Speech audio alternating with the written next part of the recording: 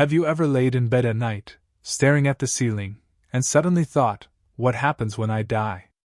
Will I go to heaven, or hell? Is there even such a place? And if the world ends tomorrow, what then? These aren't just questions for the religious, the spiritual, or the curious. They're questions every human being, at some point, quietly asks themselves, whether they admit it or not. Because deep down, we all know, this life ends. The clock is ticking. And what comes after? That's the mystery that both frightens and fascinates us. Some believe when we die, that's it. Darkness. Silence. Nothing more. Others are convinced there's judgment, that we'll be held accountable for the way we lived, the choices we made, the people we hurt, or helped. Imagine standing at the edge of eternity, looking back at your life, and realizing every second mattered more than you ever thought. What if the end of the world isn't some distant idea, but closer than we think? Not just the collapse of nature or nations, but the end of your world. The end of my world. One heartbeat. One breath. One choice away. It's easy to ignore when the sun's shining and everything feels normal. But all it takes is one unexpected moment for everything to change. So, will you go to heaven? Or hell? Most people imagine hell as fire and demons and endless suffering. But what if hell is the absence of all good? No hope. No peace. No love. Just separation. Forever. And what if heaven isn't clouds and harps and halos, but something more real, more powerful, more beautiful than anything we've ever known? A place where everything broken is restored. Where every tear is wiped away. Where we finally feel whole. But here's the real question: how do you know where you're going? It's not about being perfect. It's not about being religious. It's not about pretending to be someone you're not. It's about facing the truth. About who you are, what you've done, and who you trust with your eternity. We chase success, approval, pleasure, control, hoping they'll fill the emptiness inside. But at the end of the day, none of those things go with us. Not our money. Not our status. Not our followers. Just our soul. So, who decides where that soul goes? If today was your last day on earth, would you be ready? Not just ready to die, but ready for what comes after. That's not fear-mongering. That's honesty. Because death is certain. But your destination is still a choice. What happens at the end of the world isn't just about prophecy, fire, or apocalypse. It's about your heart. It's about whether you lived for something eternal, or just temporary.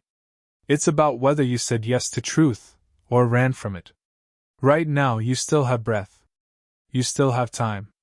You still have the ability to turn around, to seek, to ask, to wrestle, to knock on the door of something bigger than yourself. Because the truth is, most people don't think they're bad enough for hell or good enough for heaven. They live in this in-between, this gray area where they just hope things work out. They say, "I've never killed anyone." Or, "I try to be a good person." But deep down, they still wonder, is that enough? And if it's not enough, then what is? We scroll past news of war, disasters, corruption, like it's just background noise. But what if every sign of a broken world is pointing us to a greater reality? What if every tragedy, every injustice, is a reminder that this place isn't home? You've felt it. That ache. That restless feeling that no amount of success or distraction can satisfy. We laugh. We post. We chase things. But when the lights go out and the screen goes dark, we're left with the same question: why am I here? What's the point of all this if it ends anyway? Some people search their whole lives and never find answers. Not because the answers aren't there, but because they stopped looking. They drowned the questions in noise. But the silence always returns. And in that silence, something deep inside you whispers there's more. More than pain. More than fear. More than the cycle of trying and failing and pretending you're fine. So many carry guilt like a secret weight. Things they've done. Words they've said. People they've hurt. They bury it, thinking time will heal it. But time doesn't erase what still lives in the shadows of your soul. And maybe you've heard that there's grace. That you can be forgiven. But part of you wonders, really? Even me? Even after everything? That's the part they never talk about. The doubts. The shame. The late-night thoughts. The deep fear that if someone saw the real you, they'd walk away. But what if someone did see it all, and didn't? What if they saw the mess, the damage, the fear, and still loved you? Still called you worth it? Still offered you something you could never earn? That kind of love doesn't come from the world. It comes from somewhere else. From someone who stepped into this brokenness, faced death, and came back, so you wouldn't have to face it alone. Because the end of the world isn't just destruction. It's a moment of decision. A line drawn between what was and what will be. Between who you've been, and who you choose to become. And no one escapes it. Not the powerful. Not the popular. Not the quiet ones who never made a scene. We all meet that moment. And in that moment, what matters isn't how loud your life was, but how real it was. You can't buy your way into peace. You can't fake your way into heaven. But you can choose to turn around. To ask the hard questions. To stop running. To let the truth in, even if it breaks everything comfortable. Because what breaks can be rebuilt. What dies can be raised. And if you feel something stirring right now, a pull, a tension, a crack in the walls you've built, don't ignore it. Don't scroll past it. Don't laugh it off. Because this might be the moment everything changes. The moment when the things you used to chase start to lose their grip. When the opinions that once shaped your identity start to feel empty. When you realize that having it all doesn't mean you are whole. That's where something deeper begins. You start to see it in the small things, a conversation that hits different, a silence that suddenly feels sacred, a moment where everything feels still but weighty, like the universe is waiting on you to notice. And maybe you have. Maybe that's why you're still here, still watching, still listening. People say the end of the world will come with chaos. But sometimes, the end starts quietly. A shift inside. A breaking down of illusions. A moment of clarity that you didn't ask for, but can't ignore. And that's the invitation. Not into fear, not into shame, but into awakening. Into seeing things as they really are. Into realizing that eternity isn't just some far-off future, it's pressing against your present right now.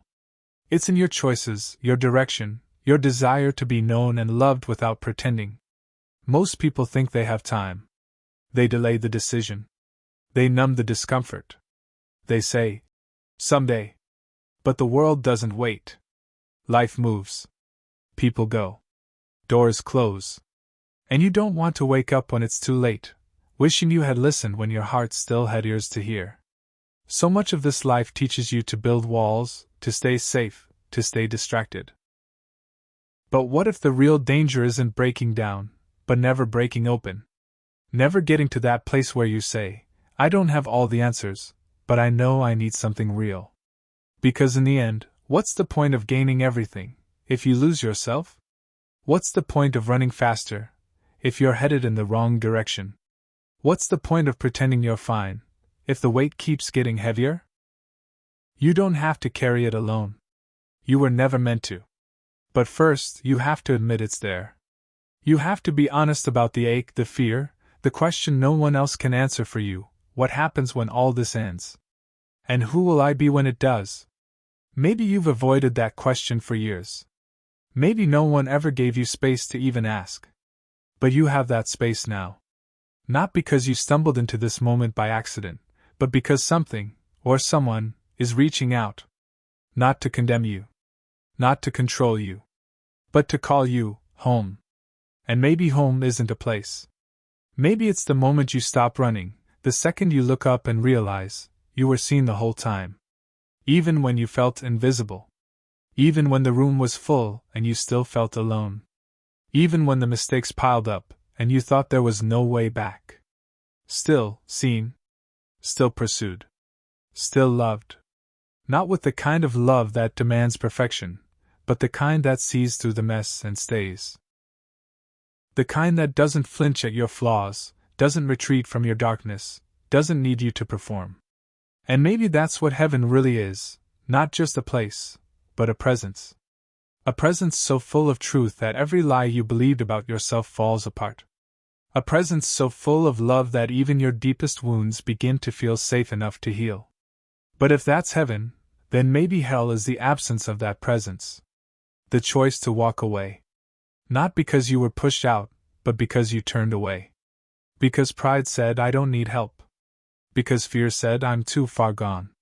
But what if neither of those voices ever told you the truth? The truth is you've always had a choice. Not to earn your way in, but to open your heart. To respond. To stop running from the ache and start running toward the one who placed eternity in your heart in the first place. Because if this world could satisfy you, it would have by now. But it hasn't. You've felt it. The letdowns. The temporary highs that crash. The moments that should have been everything, but somehow still left you wanting more. That's not failure. That's a signal. A quiet whisper reminding you that your soul is not made for endings. It's made for forever. And forever starts long before your last breath. Every time you forgive when it's hard. Every time you choose love over fear. Every time you seek truth instead of comfort. These are the echoes of eternity breaking through the noise. And the more you listen, the clearer it becomes. The distractions grow quieter.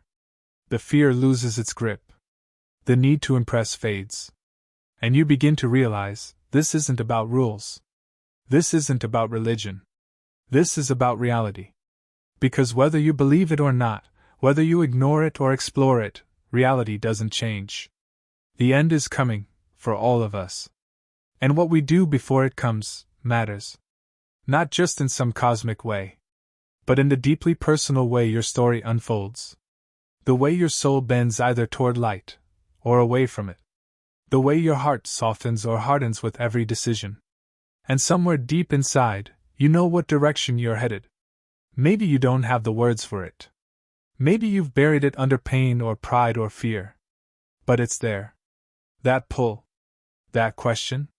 That door you haven't opened yet. What if, for once, you didn't push it aside?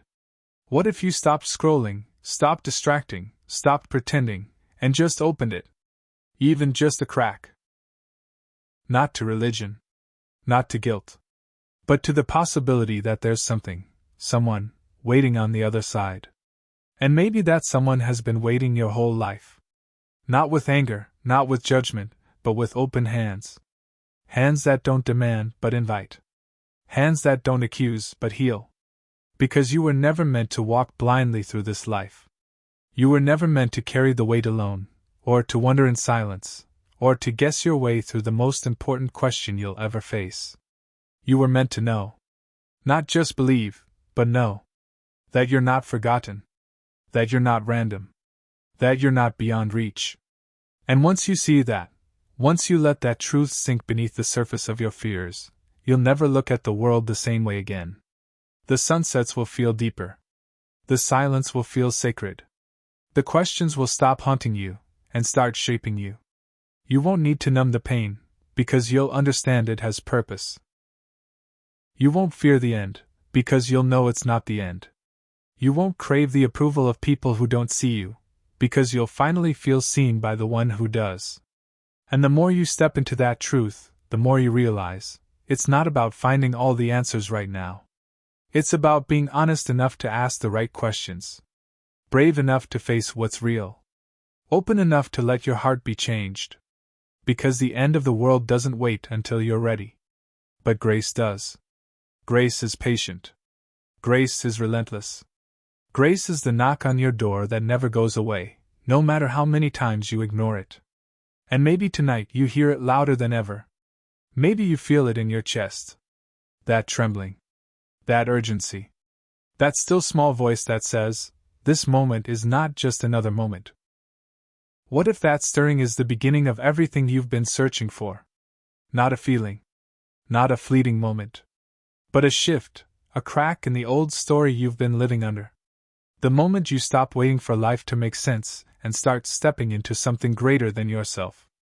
You don't have to have it all figured out. You just have to be willing. Willing to look deeper. Willing to ask what really matters. Willing to turn the page and see where this leads. Because if you've made it this far, maybe it's not just a video anymore. Maybe it's an invitation. And if this spoke to something in you, if it challenged you, moved you, or made you feel seen, don't keep that to yourself. Like this video. Share it with someone who's asking the same questions but too afraid to say them out loud. Subscribe for more content that doesn't just entertain, but goes deeper into the questions that actually matter. Because this journey? It's not meant to be walked alone. And the next step might be the one that changes everything. We're just getting started.